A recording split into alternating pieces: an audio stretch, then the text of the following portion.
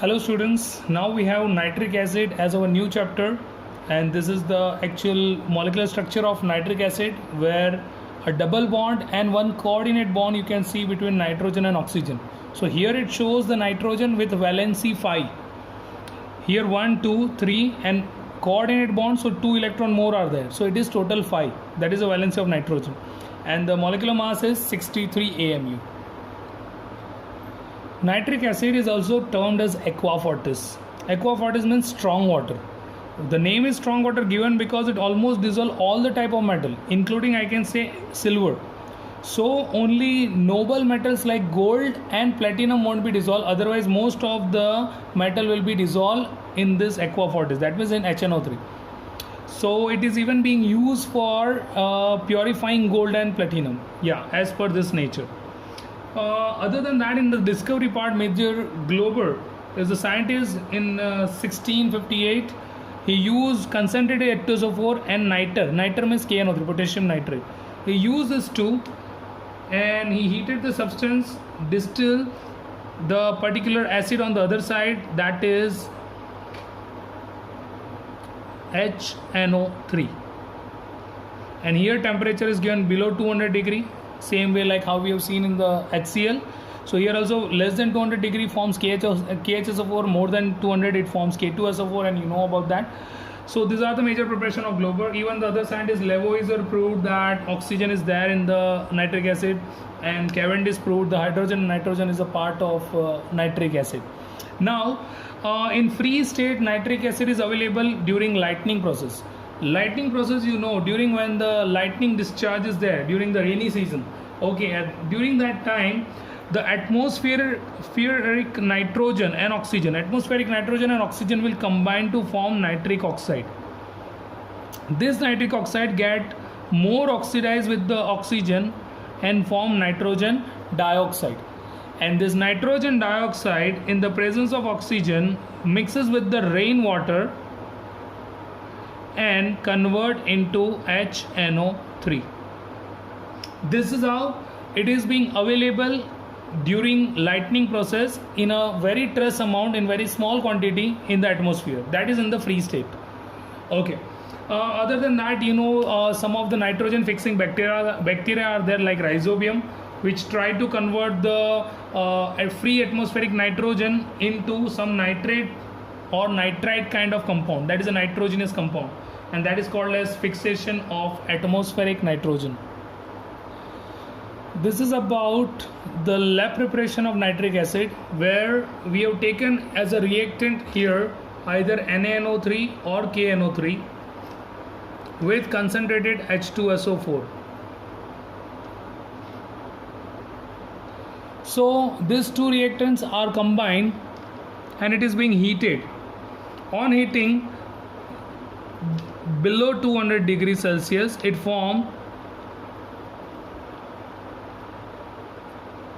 NaHSO4 plus HNO3. So here we got NaHSO4 plus HNO3 below 200 degree temperature. Yeah, definitely above 200 we are not giving because it forms a hard crust. I think that we have seen in in HCl chapter also. So it forms a Na2SO4 hard crust. That's why it is not being used at temperature above 200. Even it's possible to have a breaking of glass vessel and all. Other than that, here whatever vapor is being arise, that vapor of nitric acid is being passed through this tube and it is being condensed by putting this cold water.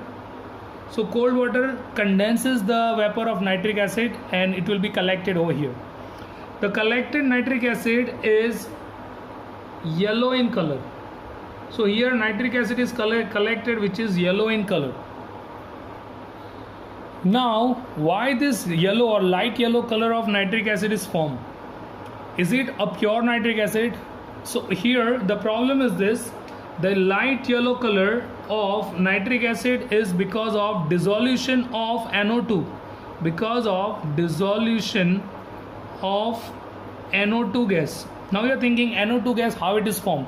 When this nitric acid is formed, at that time some part of nitric acid is getting decomposed. If nitric acid is getting decomposed on heating, the product is form H2O plus NO2 plus O2. Now you will come to know this NO2 came from where. This NO2 is actually the one which is formed by dissolution or decomposition of HNO3, which is getting dissolved in HNO3 and it makes it light yellow in color. So the major thing is how to remove this light yellow color of NO2. So we have two methods. The first method in that we are either passing dry air or CO2. We are passing dry air or CO2. As you are passing dry air or CO2, it will take with them the NO2 gas, and NO2 gas will be rushed out. It is drive out from the particular chamber. So if it is collected here, from this chamber the CO2 or dry air will drives out that extra NO2. That is one method. Otherwise, second method is there. In that we are adding excess of water. Now nitrogen dioxide gas dissolve in water. Okay, it dissolve in water, so it will be just making the whole nitric acid little bit diluted. Okay, that also can be again reachieved by distillation, but we can use this method as excess of H2O dissolve the NO2 and not the other components. Okay, so it's just the way how we can remove the NO2 impurity and we will get the nitric acid in a pure form. Now, precautions to maintain in this process. First, all apparatus should be of glass. Why? If we are using any other type of material, then nitric acid can be easily working on rubber and cork. So rubber and cork can be easily affected by vapor of HNO3. So we can use only and only glass vessel, not any other kind of vessels. Concentrated H2SO4 is to be used. Why? Because concentrated H2SO4 is non-volatile. As compared to that, if HCl is used, it is volatile acid. So there might be a chance of having explosion. So only and only non-volatile acid H2SO4 is used. And below 200 degree we are applying, because as we are applying more than 200 degree, then you know it is forming K2SO4 or Na2SO4, which is a hard crust, and wastage of fuel is also there. There might be a chance of breaking of glass. Okay, and there might be a even chance at high temperature more component of HNO3 can be decomposed to H2O, NO2 and O2. So to avoid all this thing, we have to maintain a temperature that is below 200 degree. Now in properties of nitric acid, we have the color that is 98% pure. If it is there, then it is colorless liquid. But if it is 68% pure concentrated, then it is yellowish brown in color. So 98% concentration shows the actual more purity, that is a colorless liquid. Odor is suffocating, smell, taste, acid, so it is sour in taste. Nature wise, hygroscopic. Hygroscopic means, you know, the substance which absorbs moisture from the atmosphere. Yeah, this is the reason you cannot keep the bottle of nitric acid open. It has to be always stoppered. This is a give reason question. Because it is hygroscopic in nature, it can easily react with moisture. Okay, and it get easily being diluted. So density, it is given somewhat for 98% is 1.54 gram per centimeter cube, and for 68% is 1.42. Boiling point and melting point are this given already. Now the major thing is about its constant boiling mixture, and constant boiling mixture is a azeotrope. I think last time I told you for HCl. So aqueous solution of nitric acid 68% concentration is showing its constant boiling mixture at 121 degrees Celsius. You know the same we have seen in HCl chapter, that is 110 degrees Celsius azeotrope or constant boiling mixture. Okay, next it's soluble in all the proportion in the water. It reacts with the skin. The physiological action in that, it has a corrosive action on the skin and causes painful blister, and it stains in the skin yellow. That means it forms a protein that is named as xanthoprotic acid. So if it falls on the skin, it turns it to yellow because of forming of xanthoprotic acid. Now, in chemical properties of nitric acid, the first nature of nitric acid, its stability. Regarding its stability, the nitric acid is very unstable component. You know why? Because it can be easily decomposed on passing sunlight or a normal light, and also it can be decomposed on heating. So both the factor easily affect the nitric acid stability, and it turns into the decomposition product H2O, NO2 and O2. So NO2 over here, it's a reddish brown color bottle, reddish brown in color.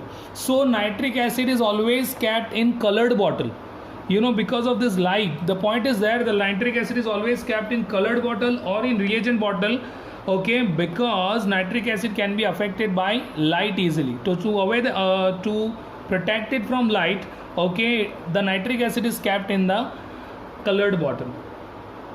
Second thing, the acidic nature to show it is monobasic acid. You know why I'm using a word monobasic? Monobasic is based on what number of H plus or H3O plus ions are formed.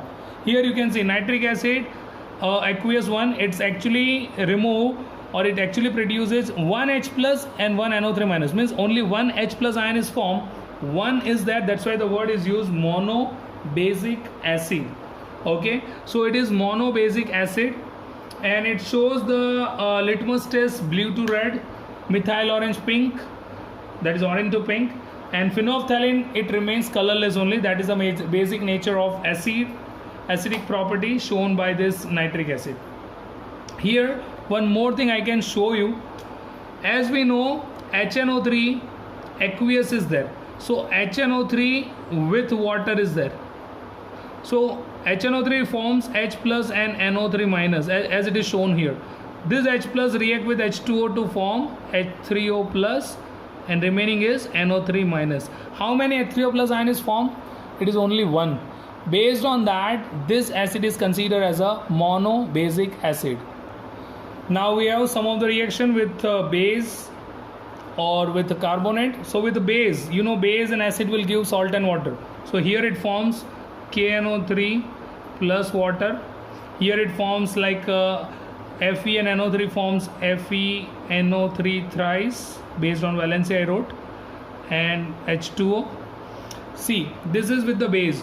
Now this is with the carbonate. Any acid with carbonate produces what? The end product I told you already, H2O plus CO2, and the remaining is CaNO3 twice. Same way you can go with its bicarbonate also. If I am taking NaHCO3 plus HNO3, so you can put it easily, end product H2O plus CO2, remaining is NaNO3. So this is all about reaction with carbonate. Same way, on reacting with sulfide or bisulfide, it gives the end product, that is water and SO2 in both, and the remaining product is KNO3. Here it's CaNO3 twice. So this is all about the reactions. In all the reaction, if sulfur dioxide is there, the observation in sulfur dioxide is burning sulfur smell. Previously we have seen carbon dioxide, that is having a brisk effervescence as an observation. Now next nature is oxidizing nature of nitric acid. Nitric acid is a very strong oxidizing agent, even in a dilute state or in a concentrated state.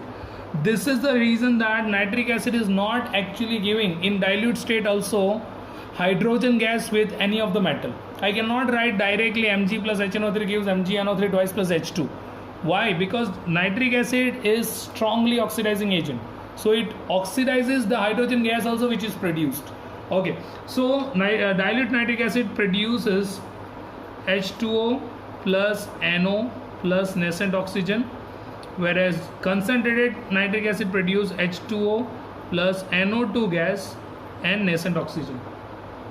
This nascent oxygen is there, because of that nitric acid shows the oxidizing property, strong oxidizing property. Now here all metals or non-metals can be reacted with nitric acid, but especially non-metals are reacting with only concentrated nitric acid. So here I have used all the concentrated nitric acid with carbon, sulfur and phosphorus. As I told you, concentrated, you know, concentrated HNO3 gives H2O plus NO2 plus nascent oxygen. Yes, so using this equation, what you can write for this, end product for all this are H2O and NO2. These two are common in all, so you can directly put H2O plus NO2 for all this. Now carbon get oxidized with oxygen, it forms CO2, but if sulfur get oxidized, then completely it forms H2SO4. Only with carbon it is not giving acid, because carbon is forming a weak acid with that is carbonic acid, so it is not forming, and only carbon dioxide is formed. With sulfur it produces the acid, that is sulfuric acid, and with phosphorus it forms H3PO4, that is phosphoric acid. This is the way how you can remember the equation. Now metal when reacts with nitric acid, it can react with a dilute HNO3 also, it can react with a concentrated HNO3 also, and here we have products for both. When metal like copper reacts with HNO3, end product, so definitely you can say if it is diluted, then you can write H2O plus NO. Yes, and copper and nitric acid will form CuNO3 twice. This is the product, so you can remember it like this. So same way you can write for the other two also, end product is H2O and NO, because it's a diluted one, and as they are forming nitrate, so ZnNO3 twice and FeNO3 twice. This is how we got the answer for all. Now bottom in that concentrated, here I've used concentrated one. So concentrated nitric acid, with that here the product is formed H2O and NO2, that is the end product. Just now I think I told you on decomposition, so that is common for all, that you can copy. Now copper will form the same CuNO3 twice, zinc will form ZnNO3 twice, but here Fe will form FeNO3 thrice. You are thinking, sir, here you wrote 2 and here you wrote 3. Why it is so? Because nitric acid, concentrated one, oxidizes the iron more. If iron get oxidizes more, it gives a product like this. See, Fe loses 2 electron in this case, okay, but Fe loses 3 electron in this case and turns to Fe3 plus. This oxidation will be done with the help of nitric acid, so it is forming FeNO3 thrice over here. Now one more thing over here, some of the metal like iron, aluminum, nickel and cobalt, those kind of metal, if it is being kept in concentrated nitric acid, then that metal becomes inert. That metals cannot react with any other thing, okay, and that nature is actually called as passive nature or passivity. So when you are keeping this particular metal in concentrated nitric acid, it becomes inert. Why it becomes inert? Because of forming a thin coating of that metallic oxide surrounding that. So here you can see on the surface of this metal, this much part turns to inert. Why? Because this much part on its surface, it's a metallic oxide. If it is iron, it forms the ionic oxide layer over there. If it is nickel, nickel oxide layer is formed. So because of that, it turns to passive. Passive means inert, and that passivity can be removed by rubbing it with the sandpaper. Yeah, you can use a sandpaper, okay, like how we are removing a color or a stain from a wall with the help of a sandpaper. Same way you can rub it with the sandpaper to remove it passivity. Now that nitric acid nature is, it is called as typical acid. Why it is called as typical acid? Because not like any other acid, okay, it doesn't give a hydrogen gas with the metal. Just now I told you, I can't write directly Mg plus HNO3 dilute gives MgNO3 twice plus H2. I cannot write this thing. Why it is so? Because in dilute state also it is having a strong oxidizing property, and it oxidizes hydrogen to form water. So this nature is a strong oxidizing nature, and because of that this acid is not giving hydrogen gas, so it is called as typical acid. Now, is it possible that hydrogen gas will not get at all with this nitric acid? So no, we can get the hydrogen gas with nitric acid only in the condition when it is written very dilute. Now you are thinking, sir, what is very dilute? Very dilute means I'll take 1% solution of HNO3. Now 1% HNO3 is what? I have to make a solution that it contains 99 ml water and only 1 ml HNO3. This solution is considered as 1% HNO3, and that is considered as a very dilute. And with that very dilute nitric acid, magnesium will give MgNO3 twice plus H2. Or you can even use another metal, that is Mn. Okay, you can use Mn also with that. Manganese also gives the same thing. Here it forms MnNO3 twice plus H2. Okay, so with that, these two metals are only giving hydrogen gas with the very dilute nitric acid. For the last chemical nature, it reacts with 3 part of HCl with its 1 part HNO3. It forms aqua regia solution. I think this is already discussed. Aqua regia is a 3 part concentrated HCl with 1 part concentrated nitric acid, which forms a nascent chlorine, which is used for dissolving metal like gold and platinum. So it is being used in that purpose. Now here is given some of the uses of nitric acid, which is being used for etching the design, especially on a copper or brass ware. It is being used because copper or brass, those kind of metals or alloy, for that it works like a solvent. So it is being used to etch design on that particular ware. Other than that, it is used for purifying gold. The reason for that is the other impurity or other metals can be dissolved in nitric acid, but gold and platinum cannot be dissolved. So you can easily purify gold by dissolving remaining of the metals or the impurities. Third, it is used as a rocket fuel oxidant because it's having a good oxidizing nature. Fertilizer, we have example like calcium nitrate, ammonium nitrate, or even some nitro chalk. That kind of different examples are there of fertilizer where it is being used for the preparation. It is also being used for preparation of aqua regia, which is being used to dissolve the gold and platinum. Some of the explosive like TNT, trinitrotoluene, this is the full form, that is also being prepared with the help of nitrate, that is nitric acid, and other some of the fibers or even some of the other compounds and dyes, drugs, perfume. In that also this nitric acid is being used. Now some of the tests for nitric acid, in that the first one is given nitric acid decomposition. As here, keep in mind the major observation for nitric acid test are reddish brown nitrogen dioxide only. So on decomposition, here also we got NO2 plus O2. This is reddish brown, we know. So everywhere we have will have that same type of NO2 only observed. Like the another one, we have metallic nitrate on decomposition gives metal oxide plus nitrogen dioxide plus oxygen. This is also the same way. Cu plus concentrated is giving CuNO3 twice plus NO2 plus H2O. So this is also same. And instead of that nitric acid, if metallic nitrate is used, and that too also acidified metallic nitrate, that is acidified nitrate, so in that case we will get the same CuNO3 twice plus NO2 plus H2O, that is remaining same, and this sodium reacting with the H2SO4 to give NaHSO4. So this is how we got in every step NO2 as the major observation with the reddish brown color. This is a brown ring test which is being used for identification of nitric acid or the radical, that is nitrate, NO3 minus. Now in this we have to first merge these two component, that is concentrated nitric acid and FeSO4 freshly prepared. Now you are thinking, sir, why freshly prepared FeSO4 only? If FeSO4 is not freshly prepared, then it gets easily oxidized to ferric sulfate, that is Fe2SO4 thrice.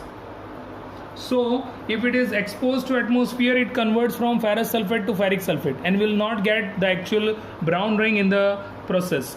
Other than that, here after mixing this two component, we are going to insert concentrated H2SO4. We are going to add concentrated H2SO4 from the edges of this particular test tube. See, we cannot directly drain. We have to add it from the edges only. From these edges only this concentrated H2SO4 is passed, because if it is directly being dropped, it will not involve in formation of brown ring component easily. So it is being added from the margin only. Now H2SO4 is heavier as compared to the mixture of this, so that this particular H2SO4 being heavier, it gets settled down easily. As it gets settled down easily, in the setup, what we will get this solution like this. In the bottom it's H2SO4, and at the top you have mixture of FeSO4 and HNO3. Now on their junction where the upper and lower liquid get merged, over there this kind of ring is formed, and that ring is only formed if the solution is having this nitrate radical. Okay, now how this ring is formed for that reaction is like this. Freshly prepared FeSO4 with HNO3, now it reacts with the H2SO4 to form a product, that is Fe2SO4 thrice plus H2O plus NO. It forms NO. Now this NO react with unreacted FeSO4 at that junction and making a compound FeSO4.NO, and this FeSO4.NO is called as nitroso-ferrous sulfate. And nitroso-ferrous sulfate is what? It's a brown color compound. It's giving a brown color ring over here. So this brown color ring is only formed at the junction, because on junction only these two reactions are occurred and the component is formed nitroso-ferrous sulfate. So this ring which is formed, it is an indication it is formed only because the solution is having nitrate radical like HNO3. Instead of that you can use NaNO3 also for that. And this ring will be easily disturbed. It can be easily disturbed. Why? Because if you will try to disturb this test tube, or you heat that test tube, then this ring will be completely decomposed or dissociates. Here some of the metallic nitrates are given, and we have to see what happened in the decomposition on passing heat to all this metallic nitrate. Especially it is arranged as compared to their activity series. So potassium and sodium nitrate on decomposition just convert into their nitrite and releases the gas, that is oxygen, which rekindles the glowing splinter. So you have the observation for this, that is a rekindles the glowing splinter. Why? Oxygen. Now calcium nitrate, zinc, lead and copper nitrate, all this nitrate on decomposition give their metallic oxide. This thing it is given already in 9th standard. So they are forming calcium oxide, releasing nitrogen dioxide and oxygen. Nitrogen dioxide observation is reddish brown color, calcium oxide is of white color. It form here zinc oxide, NO2 and O2. It is common, NO2 and O2 everywhere, so you can write in that way. Yes, here we got lead oxide and here we got copper oxide. Now what is the color of calcium oxide? That is white.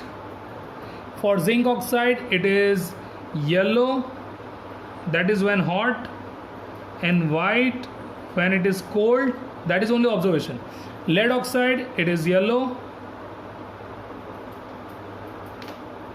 and copper oxide, it is of black color. So these are the observation. Majorly they can ask this question in what do you observe easily, especially the last two, that is AgNO3 and HgNO3 twice. These two components on decomposition produces directly metal and releases NO2 plus O2. So silver, it is of silvery gray, you can write for this observation, and for this we are writing silver mirror because it's having a mirror appearance, and silver color by nature, so it shows silver mirror as a color over here. Same way, if you will see ammonium nitrate, that is easily decomposed and producing laughing gas, nitrous oxide and water vapor. So here vapor and gas. So I think you know the compound which can completely decompose on heating, that is ammonium nitrate. Okay, that forms N2O, laughing gas, and water vapor, and a gas is formed. Now in the industrial preparation of nitric acid, that is also by Oswald process, we have the use of ammonia and air together. So we are going to mix ammonia and oxygen. Now here the thing is, we have taken ammonia and air proportion, that is 1:10, or air is to ammonia proportion 10:1 by volume. Why we have taken air more? We want only oxygen, but you cannot directly use oxygen. Why? Because if you use oxygen directly, it can react with ammonia in a very explosive manner, very vigorously. That's why here air is being used. So in air, you know that 1/5 part is oxygen only, that is a 20%. Okay, so it is air used over here. The catalyst we are placing 800 platinum, and temperature we are using 800 degree. So platinum and 800 degree we are using, and it will form a compound that is NO plus H2O. Okay, so nitric oxide and water, and heat is formed. As heat is formed, this is exothermic reaction. It indicate it is exothermic reaction, so you don't have to provide energy or heat. Okay, once the temperature is achieved. So here, once the temperature is achieved, the reaction will be done by itself, because reaction is exothermic, so no need to provide extra fuel. Now after that, this it forms NO, nitric oxide. Here nitric oxide is formed and H2O is formed. This nitric oxide is reacting with excess of oxygen in the next chamber. So over here you can see NO, nitric oxide, passes through this. This is a heat exchanger absorbing heat. Here we are passing some water, so it gets cooled down, and NO is reacting with oxygen. So from this source again we have to add air. So we are again putting air from this source. NO will react with the O2 and form NO2, that is a reddish brown color gas, passing to the next chamber. So this is cooling tower, and this is oxidizing tower. Because oxidation will be occurred here and NO2 is formed, so it is oxidizing tower.